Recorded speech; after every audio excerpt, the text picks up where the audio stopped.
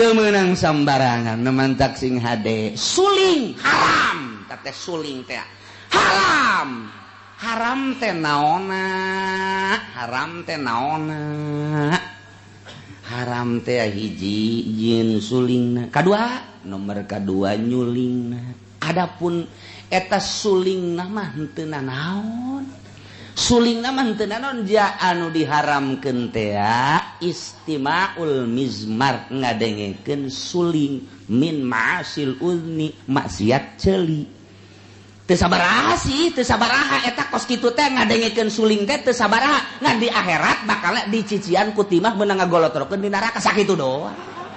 Allahumma ya qadiyal hajat Allahumma ya qadiyal hajat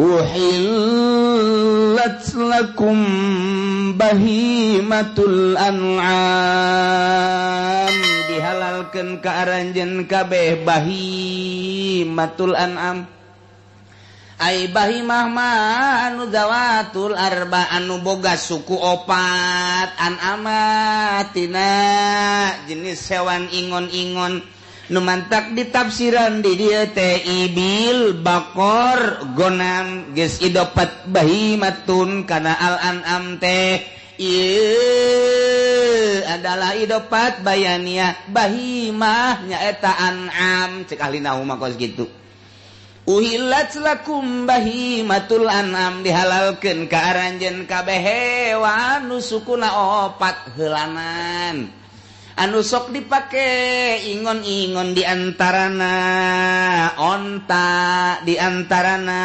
sapi diantarana embe dihalalkeun teh maksudna naon dihalalkeun di daharna berarti sabada dipencit di mana onta dipencit halal dagingna ai kitu bae can dipencit atuh haram digorogotan ku urang onta atawa aya tamu onta nama moal dipencit nyokot bae disempog ku urang saeutik ping-pingna atuh haram mantep uklan ba'da zibhi tina jihad di dahar sabada dipencit melalui pepencitan nu diatur ku Gusti Allah Subhanahu wa taala melalui Kangjeng Nabi Muhammad sallallahu alaihi wasallam kitu keneh sapi kitu keneh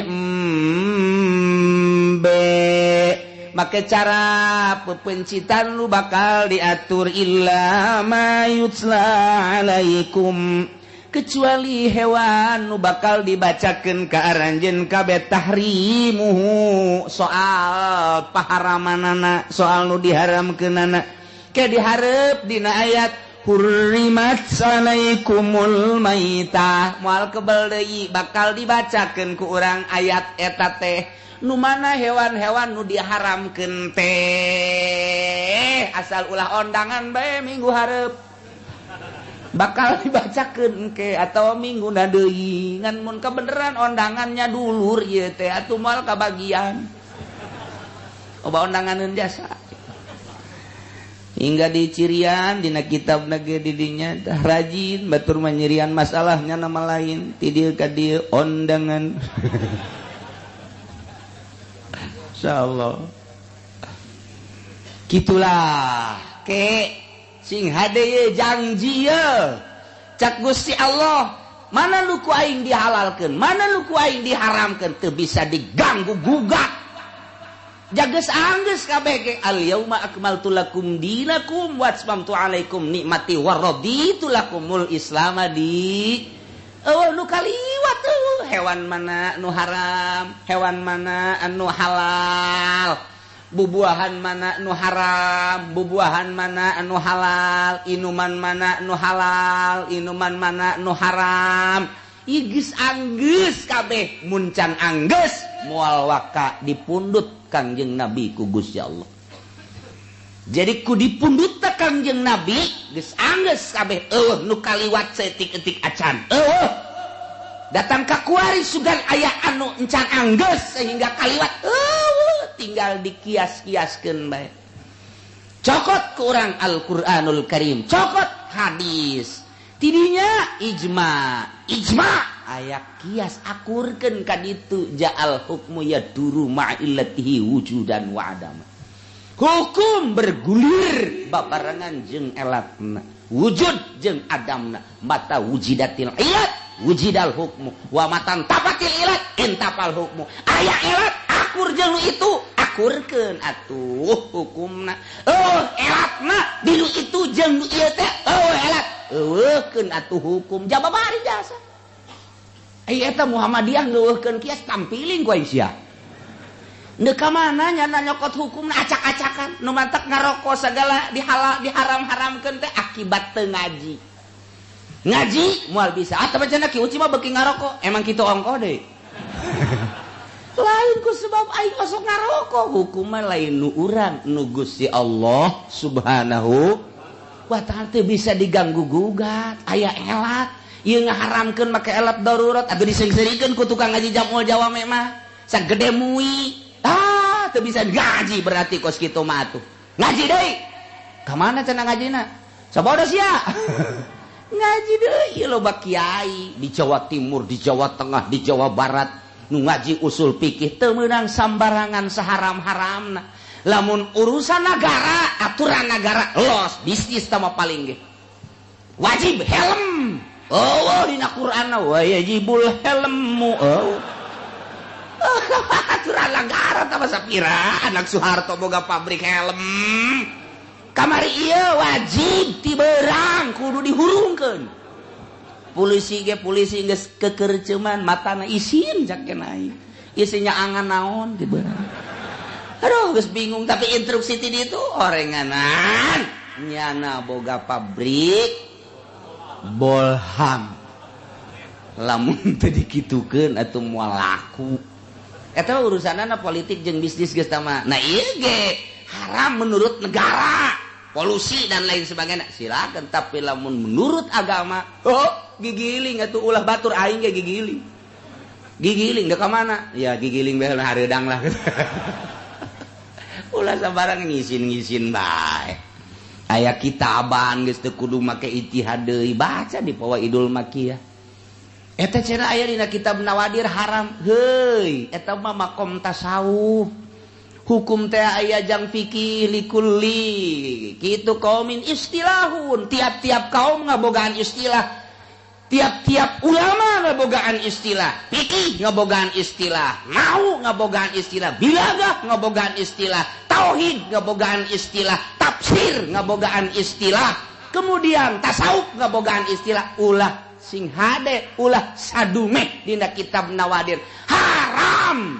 Kemudian urang ngaharamkeun keheula istilah ahli saha ieu. Sedangkeun jang fatwa mah tetep bae fikih bae fahkum bizahir. Boh atuh teu meunang sambarang. Teu meunang sambarangan nemantak sing hade suling haram. Teh suling teh haram. Haram teh naonna? Haram teh naonna? Haram teh hiji jin sulingna. Kadua nomor kadua nyulingna. Adapun eta sulingna mah henteu nanaon. Sulingna mah henteu nanaon ja anu diharamkeun teh istima'ul mizmar ngadengekeun suling min ma'asil uzni maksiat ceuli. Teu sabaraha sih, teu sabaraha eta kos kitu teh ngadengekeun suling teh teu sabaraha. Ngan di akhirat bakal dicician ku timah meunang ngagolotrokeun di neraka sakitu doang. Masalah tah nu sok ngadengekeun dangdut mantak Oma Irama nyada biangan kayak gitu. Jadi engke boga engke pimpinan soneta grup Roma Irama pengikutna mari cek Oma Irama. Siapa ini pengikutnya yang suka mendengarkan suling saya? Ayo ke sini. Watu orang Cikupa loba, orang Pasar Kemis, Cilongok doang. Berangkat. Oma, kemana kita? Ya jahanam lah. Suling na haram dah suling. Ngadengekeun suling eta haram. Ai kitu mah sulingna aya dicekel di bawah salat atuh teu nanaon. Henteu nanaon, diteuneun urang make udang-udang suling 5 di dieu hiji 2 3 atuh masalah. Jauh soraan tama atuh. Haram sote sorak dan ngadengekeun sora suling. alatul malahi haram lantaran dina Al-Qur'an liudilla an sabili nyasarkeun kana kelurusan agama Allah jauh nu keur ngagitar zikir Allah Allah Allah Allah Allah Allah ya sugan anu keur kieu naon karang-karang anu kieu teh hah naon karang-karang nyarahos ieu aja osok meureun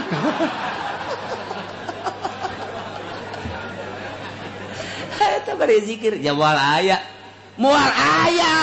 sugan anu make organ tunggal di nu hajat teh bari zikir gitu la ilah tong teng tong illallah bebeneran zikir aja lalagaan tong kos kitu haram berarti haram teh kos kitu teh alatul malahi teh haram didengekeun ngadengikeun alatul malahi zatiyah alatul malahi na haram haram tanah almatur dina Quran wa ma yusadillah wal hadis teh liudilan sabilillah nah eta haram tah baheula mama gentur mama satibi loceng bage neng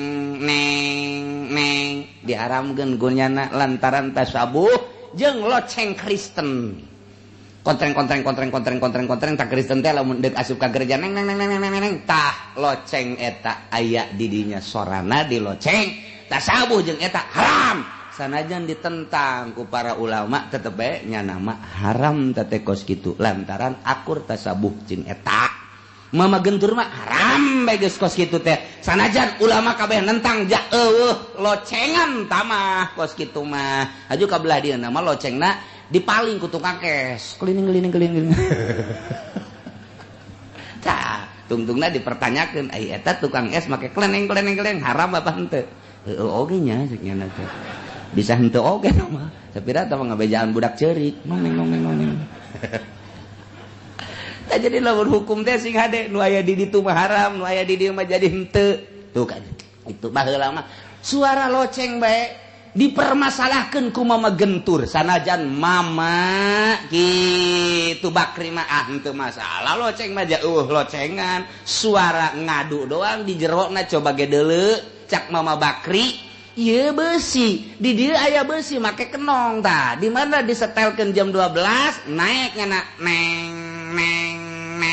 tah eta mah saukur ngabejaan jauh locengan loceng anu tongtreng nu haram ge tapi urang keur sakola SD mah baheula apa eta nu baheula mah keur zaman kula mah nang nyokot di gereja mana meureun eta atau di sado meureun kontreng ai kuari mah geus make bel tet ieu mah keur carita kos kitu suara nah dipermasalahkeun kabelah deuna alatul lahwi alatul malai orkes haram tah mutlak tah kos kitu mah haram kuari mah para habaib jeung para ulama boga marawis ngan make gitar ditentang kul salah seorang pemuda bib kenapa itu kan ada gitar yang gede yang haram juga yang kecil mah enggak apa-apa cak pemuda oh yang kecil enggak apa-apa ya kagak apa-apa kecil kan ini mah mentak marawis baletik cak jana teu naon dia tolol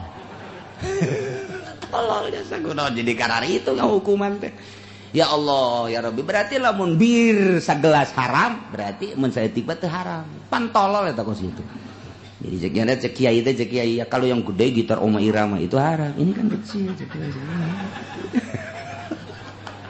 kunaon jadi karari itunya haram teh takwari mata suara gamelan eta tiapan haram suling tombur kendang teh haram plak likuk dubluk haram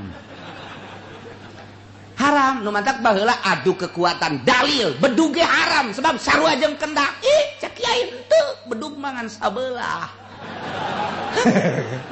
bedug sabelah lu haram ge dua talamun di dieu aya bedug ge haram kulantaran sabelah tuh henteu mantap ulah ingat teh beusi boga bedug di dieu aya haram eta sabelah bae geus eta henteu bedug ngaranna ge lain kendang henteu nanaon tah makos kitu mah tah berarti atur rabana ge henteu nanaon sebab sabelah lamun dua mah pagon haram belah di aya haram tah ieu mah henteu nanaon mentak baheula betawian marhaba berjanji make eta kotak duduk di dia ge osok pan baheula keur zaman Abah Haji Mahali mah henteu nanaon asal ulah make kecerek tah lamun aya kecerekan haram tuh jadi hukum teh jelas. Tak kuari mah gitar, organ, kendang, gitu dan lain sebagainya direkam, tak diasupkeun ka HP.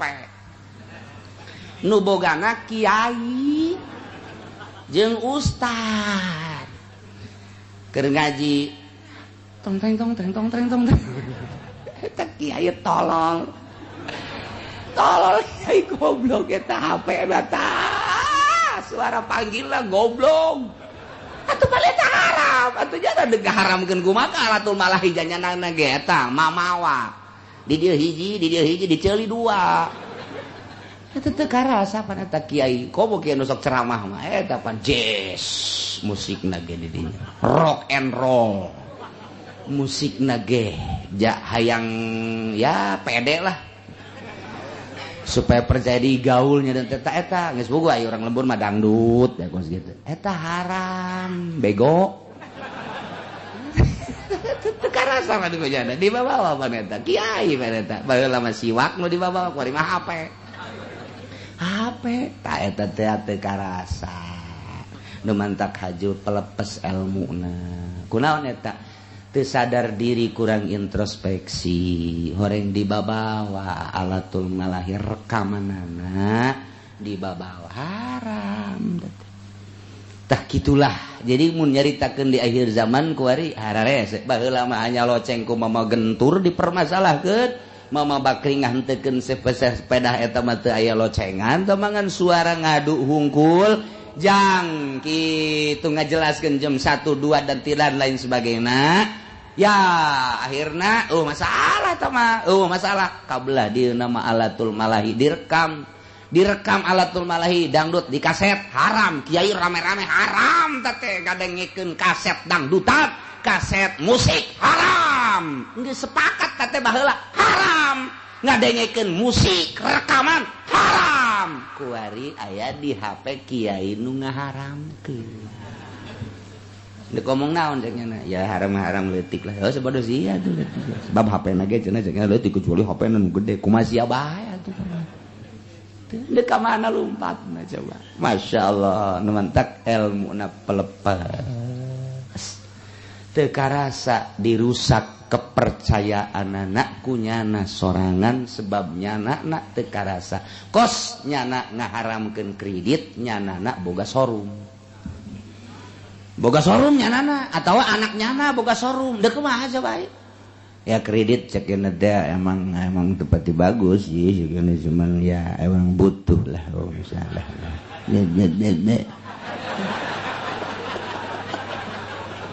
itu kudu jelas aya ngomongna tadi rusak kunyana kene atuh ayahna mah tapa kreditan ustad kiai santri tapa aing mah teu hayang saeutik-eutik aja aya televisi tapa tina televisi sanajan aya mangpaatna loba madarat teu hayang aing mah lebih cinta ka Gusti Allah dibanding jeung karamean-karamean cenah cak batur ortodok leg-leg ku sia kemodernan lawas datang ka mana sia usum HP teu hayang aing mah cenah butuh tinggal butuh aing mah mung sebab madaratna loba jasa dan lain sebagainya teu hayang we kakarak ilmuna cak Allah berarti saya berat ka aing lain berat ka BlackBerry berarti saya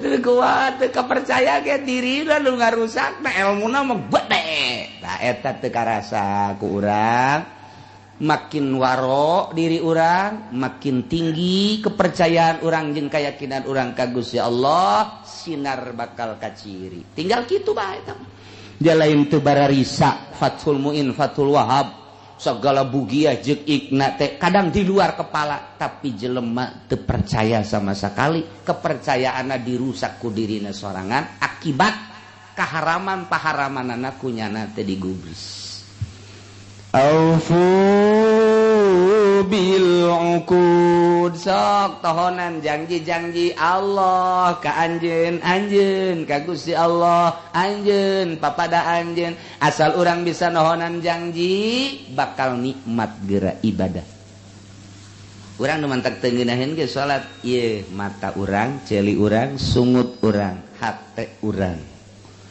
berat ka dunia dibanding berat ka Gusti Allah mantak aya carana kumaha carana introspeksi ya ti mimiti riana ujub data kaburna babari sama nu kos gitu malah duh hese lain babari kumaha hartina bisa tapi hubud dunia mah luar biasa hese hubur riasa hayang jadi pamimpin bae lamun diondang teu titah jadi pamimpin bae ngariung aju ngajang hilek bae ngajang hilek sia aing diondang teu titah mimpin aing tolol jasa hayang-hayang deui aing ngokos kitu pan pangkiaina teh aing cak hate tah mah teu ngomong cak hate ya kiaian aing jeung nyana mah kolotan aing jeung nyana mah heulaan aing ngadahar uyahna ge atuh elos legleg gusia uyah tah hayang kos kitu teh hayang imah dijadikeun wa iman teu hayang hubur riasah ngaranna ieulah gangguan batin ulah dipake ke hayang kumaha prakna bae datang kariungan titah jadi pamimpin ayo henteu atuh ngamakmum jadi bebas hate teh nikmat nu penting mah ka Allah bae tah kudu kos kitu kakarak nikmat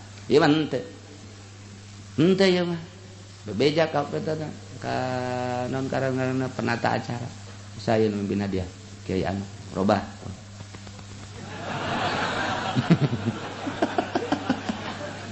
aduh masya Allah bingungnya tete penata acara ji ngerti itu ulah kolot no kos gitu mah kubur riasah di dunia mah mungkin diagungkeun lantaran pamenta tapi cak Allah naonan noreng uhillat lakum bahimatul an'am dihalalkeun ka aranjeun kabeh hewan ingon-ingon engke nu bakal dicaritakeun mana nu haram mana nu halal ieu mah diantarana onta jeung nu sarupa jeung onta sapi jeung nu sarupa jeung sapi kebo mah eueuh teu dicaritakeun dina Quran teu dicaritakeun dina hadis teu dicaritakeun jamus ngaranna teh dikiaskeun munding ge kana bakor dina pada elatna loba akurna sapi munding jeung sapi teh kemudian gonam dari berbagai jenis embe baik embe gembel embe Jawa kadituna sagala uncal da jenis embe-embe keneh teh nu kararitu teh na ieu dihalalkeun tina arah di daharna sabada dipencit melalui pepencitan syara kecuali hewan anu bakal dibacakeun ka aranjeun kabeh dina ayat hurrimat alaikumul maitatu nah engke aya nu diharamkeun fal istisa munqatiun cek ahlinahu istisana munqati panjang mun dibacakeun mun dibahas wa juzu yakuna muttasilan geus wa tahrim lima arada minal maut wa nahwihi diharamkeun karena aya sesuatu anu datang anyar boh paeh teh tanpa dipencit atawa tiga jebur teh atawa ditembak teh tanpa melalui persyaratan atawa ieu dipencit nama nganjang saha nah ieu aya elat-elat anu datang anyar nu mantak jadi haram ghairu muhillis syairi salian nu ngahalalkeun kabeh kana buburon wa antum hurum bari anjeun teh dalam kaayaan keur ihram tah ieu soed yakni buburon nu di luar jelema nu keur ihram mah halal tapi keur ihram mah jadi haram innallaha yahkumu ma yurid sanyana Allah eta ngahukuman kana sakumaha kersaning Gusti Allah dunia menangin Allah hewan eusina menangin Allah atuh ku Allah dijelaskeun nu ieu halal nu ieu haram atuh kumaha Gusti Allah kersane Gusti Allah urang mah tinggal nuturkeun aturan-aturan Gusti Allah subhanahu wa taala aya ge baheula di zaman Seholil Bangkalan Holil Bangkalan teh waliun min auliyaillah can lila di Holil Bangkalan mah itu tahap jeung Senawawi lantaran ngaguruna ka ditu ka Ki Ahmad Khatib Sambas keneh torekat ngan langsungnya Bali ka dieu loba kaistimewaanna di antara kaistimewaanna nyana mah hobina ngaji tafsir santri ratusan eta lu endek ngaji sorop mawa sorop nu endek ngaji alfiah mawa alfiah nu endek ngaji johar maknun mawa johar maknun tapi nyana ngajina tafsir bae kudu ngaji sorop kadengina sorop kudu ngaji nahu kadengina nahu kudu ngaji fatul muin non fikih kadengina fikih kudu ngaji tafsir kadengina eta teh nu diajina tafsir tapi kadengina beda-beda ai urang mah lain nu diajina tafsir tapi kadengina aya nu nundutan aya nu cengat aya nu dula-deuleu bae SMS macam-macam sarua kitu nu macam-macam teh Ki Holil Bangkalan teh kos kitu ditangtangan bae teh ku jawara teh waktu jawara naon kitu ngaranna Madura teh celurit pan tapi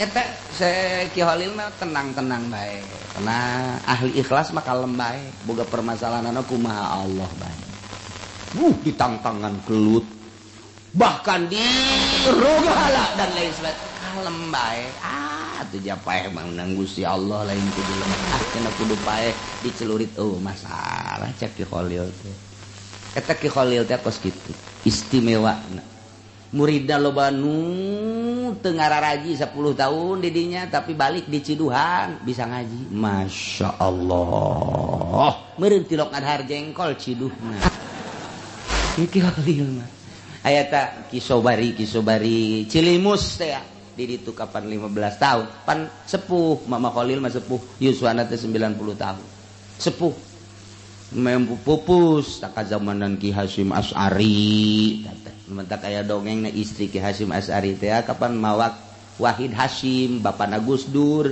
dibawa ka dinya Ki Itako ngaranna teh eta ke istrina Ki Hasyim Asy'ari Assalamualaikum hujan mangkani hujan gede hujan bergan datang ka dinya make daun gitu. Siapa ini?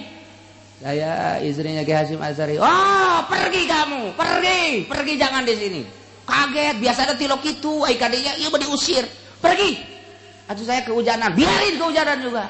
Ceurik nyana balik ka ditu. Pamajikan Ki Hasyim Asy'ari. Balik datang ka ieu mah ceurik kunaon diusir sama Ki Holil. Ah, bukan seusir-usirnya Ki Hasyim pasti ini ada sesuatu. Pasti ada sesuatu. Geus bae. Kabelah dianya ditafakuran bener baik begitu Ki Wahid Hasyim jadi menteri di Jakarta dek ka Bandung hujan gede anu luar biasa mobilna teu dikendalikeun teu terkendali set nabrak kontainer harita maot berarti maotna dalam keadaan hujanan tahu lah keur dibawa kaki Holil teh hujan gede eta teh geus aya nu nafsiran harita kiai di Madura jeung di Surabaya pasti Ki Wahid Hasyim ieu maotna pasti ke kahujanan kajeun kumaha tepat jasa begitu boga anak Gus Dur manehanana tadi antarana Gus Dur keur leutik keneh Ki Wahidna ieu tabrakan hujan gede luar biasa tak eta teh geus kadeuleu ieu orok teh kena kahujanan sebab engke ieu maot teh bakal hujanan bener bae aya deui jelema hayang nyoba jasa ke Ki Holil dengan susah biasa ieu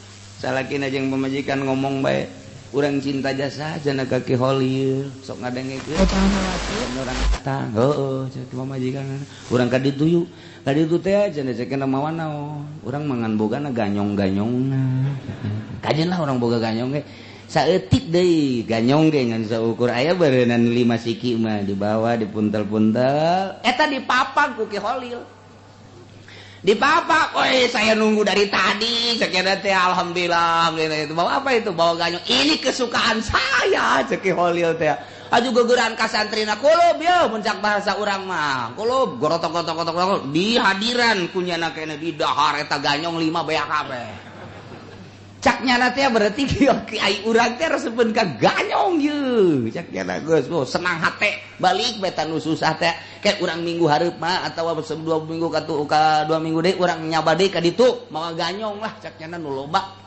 bener ganyong nu nyana geus beak ganyong nu tatangga dipaling ku nyana hayang kalem ku kiai burung ganyong lain peuting-peuting dicokelan dibawa ka karung barang datang Assalamualaikum Ki Holil ngusir pergi kamu ini saya bawa ganyong tinggal ganyong ya kenal pergi diusir eta si jelema duaan teh diusir ceri katungan ganyong mah diteuneun deui di dinya teh buat kiai cenah ganyong kesukaan kiai suka juga bukan dapat nyolong ya kenal kanyahoan ku kiai nang maling. Masya Allah eta Ki Holil. Dan mantak harita teh aya jawara lantaran di ditu mah loba orai jeung loba kalajengking. Jadi jawara teh ceramah. Saudara-saudara sekalian, saking banyaknya ular, maka ular itu pemberian dari Allah halal. Udah, ular pokoknya ambil, goreng, enak. Dan itu kelabang, kalajengking juga enak ternyata. Jawara teh patwa halal. Cek Ki Holil teh seperti itu budak cenah halal-halal orai. Sebab ular itu sama dengan dan kan sok dicaita belut. Apa bedanya belut dengan ular? Sama. Ternyata masih enakan ular, halal. Bebejok kabeh masyarakat ka Ki Holil. Cek Ki Holil teh haram orai mah tuh. Orai kalajengking haram. Atuh ulah kiai cenah kudu ceramah. Ya tuh kula mah dia teh ceramah ge geus ceramah bae di pengajian, di muludan. Emang orai mah atuh halal haram cek kiai teh. Pas aya raramean di kecamatan, diundang Ki Holil teh, diundang di Jawara. Jawara ceramah, ular halal. Kala halal. Kuari bagian Ki Holil. Ki Holil teh bagi dua aja dah. Yang haramin ikut sama saya, yang halalin ikut sama Jawara. Ya, eta hebat ngahukuman teh kos kitu. Luar biasa Ki Holil. Cuman enggak lama lagi akan ketahuan halal dan haramnya, ya. Enggak lama lagi akan ketahuan. Udah, sekarang begini aja, kita yang haram tetap haram, sebelah sini ikutnya sama saya, yang halal ikut sama Jawara. Enggak lama lagi akan ketahuan halal dan haram. Oh ya, bener baik, 2 poe Jawarana disantok orai. Waktu ke dokter, Jawara lu hiji deui kena kalah. Babaturan teh tuh ka dokter terus teu cager-cager. Oh ka dieu dibengker ka dieu teu cager. Cek sebagian cenah ieu mah kudu dibawa ka Ki Holil. Wah tuh enggak mau cek Jawara. Itu kan musuh saya gitu. Ya musuh tinggal musuh, ini mah enggak ada lagi kecuali jampe kiai. Alah, bohong. Bohong. Terus geus seseleh nyana geus di Badura, di Surabaya. Ya kalau barang halal mah biasanya enggak ngerusak cek Ki Holil teh. Barang halal mah nggak ngerusak, ini mah barang haram ngerusak. Jadi haram mah nanti juga akan ngerusak. Apapun yang diharamkan oleh Allah pasti itu nanti akan jadi kerusakan. Akhirnya LHDF Jawara dibawa digotong kayak Ki Holil. Kenapa ini Jawara? Sentok ular. Ularnya haram apa halal sih? Ya nggak tahu ya. Kiai bisa deh. Kalau kamu masih menghalalkan nggak sembuh, tapi kalau kamu udah mengharamkan sembuh. Itu cuma segitu doang. Haram sembuh sekarang juga. Bener Kiai? Benar. Udah saya haramkan atau itu ular. Bukan mulut, tekad hati. Ya udah tobat dulu, tobat dituntun ku Ki Holil, tobat beneran istighfar. Sok sekarang nyatakan. Saya menyatakan bahwa ular itu adalah haram. Eta ku Ki Holil dikiekeun doang tah. Beres jampena beres. Puh, ulah. Cager tah eta Ki Holil teh kos kitu masyaallah mata ku urang di jarahan teh lain lalawara. Eta nu ngadenge bae nu ngadenge tah harita nu ngadenge aya deui masyarakat digegel orai, dijampe beres cager tah asal aya deui beres cager mata kieu mah amun di lembur urang aya tah nu digegel orang sok urang beres melendung bisa sana.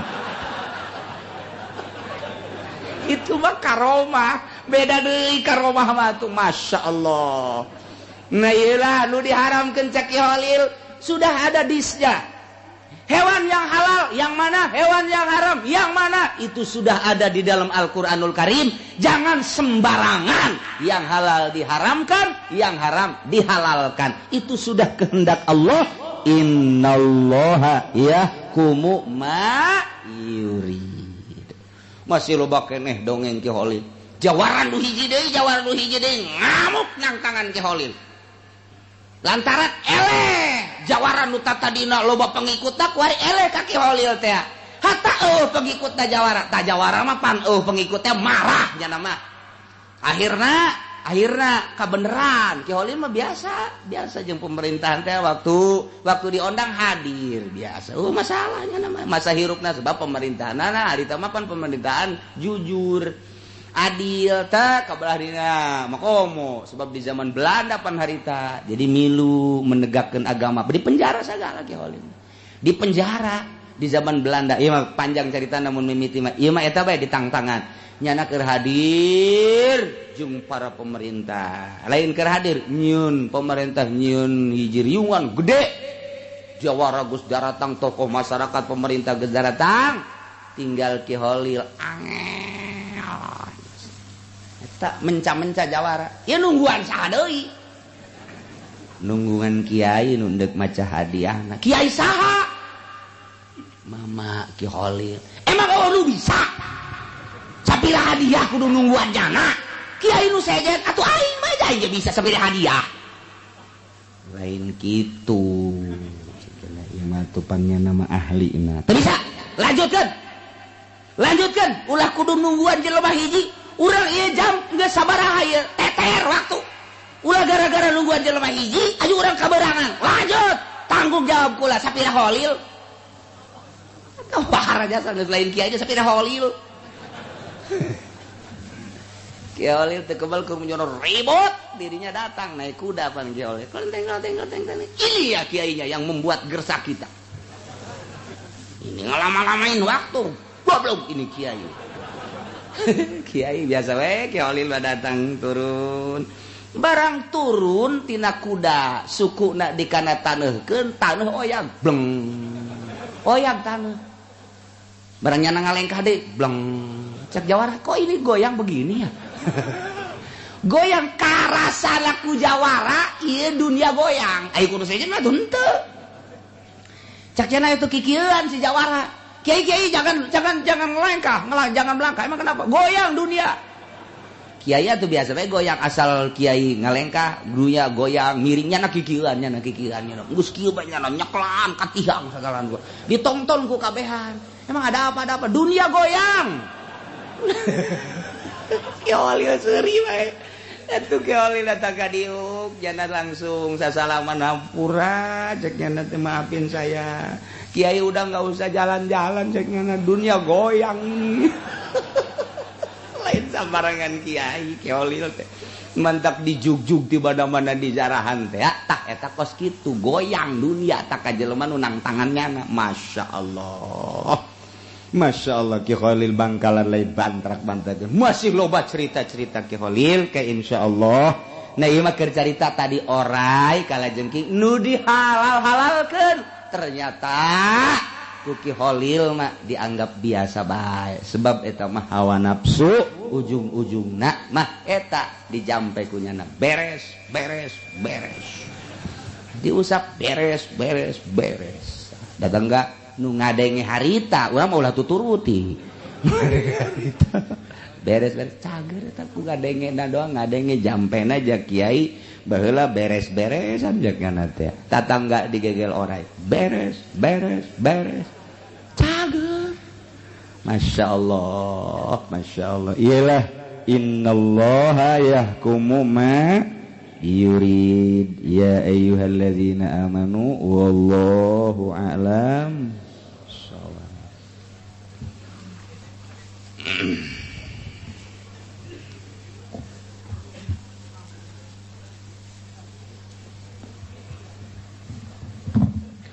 A'udzu billahi minasy syaithanir rajim. Bismillahirrahmanirrahim. Wa fil hadits lan ikut tetepilna lum hadis anin nabiy saking Kangjeng Nabi sallallahu alaihi wasallam wa ta'ala wa ulul lilladzi yatakallamul kalimata minal kidbi wa tawi karusakan wa tawi neraka wal jurang ing dalam neraka sarwa ikut tetep kadue kang rarasan ya ladzi ing kalimah saking goroh liudi kaderepon yang tak anda daakan gumuyu ya ladzi al anasa ing manusia wailun lahu tawi wailiku tetep kadue ladzi utawi wailiku tetep kadue ladzi intah wis tutug ya kaul nabi atawi hadis Nasallallahu min fadlihi maka jaluk ingsun sadaya Allah saking fadl Allah ayah fadlana ingata ngaraksa ya Allah na ingsun sadaya minal ukul saking tuniba bima yusqitu bima yusqitu ing dalam barang kang bendu saparat guna pangeran ingsun sadaya min gibatin nyatana saking giba aw namimatin atawa adu domba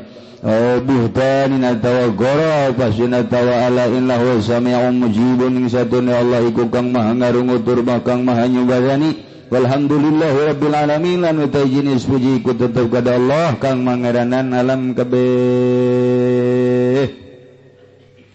Kurang nyaritakeun masalah fitnah lisan terakhir dina hadis nu dicaritakeun ti Kangjeng Nabi Muhammad sallallahu alaihi wasallam aya bahasa kieu saur Kangjeng wailun ari karusakan wailun ari jurang nu aya di neraka. Masyaallah lilladzi yatakallamul kalimata pikeun jelema anu sok ngomong hiji omongan minal kidbi tina bohong omongan dikaluarkeun bohong liudhikan nas supaya manusia sareuri timbul tina bohong model kitu yang naon gitu ngaranna nusok aya di kota teh naon garang-garang pelawak di antarana sakara tapangga siang meureun tah mah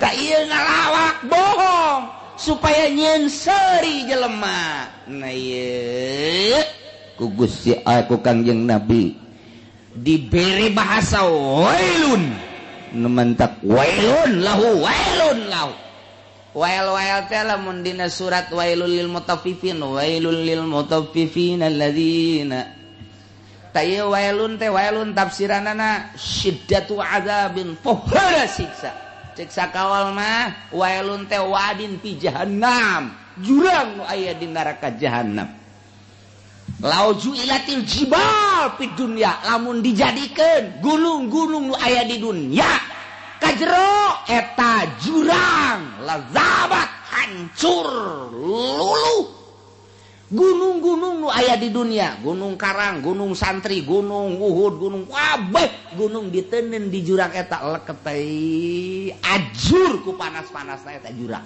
jang saha eta jang jelema ngomong ngabohong supaya seuri manusia ngabohong supaya jadi disengsirikeun. Masya Allah. Atawa di itu mah wailul lil mutaffifin alladzina idza qtalu. Nah, jang jelema-jelema nu ngurangan timbangan, ngurangan takeran, ngurangan meteran. Ieu bakalna diasupkeun ka jurang nu aya di neraka. Nu lamun gunung diasupkeun ka dinya ajur jang jelema eta.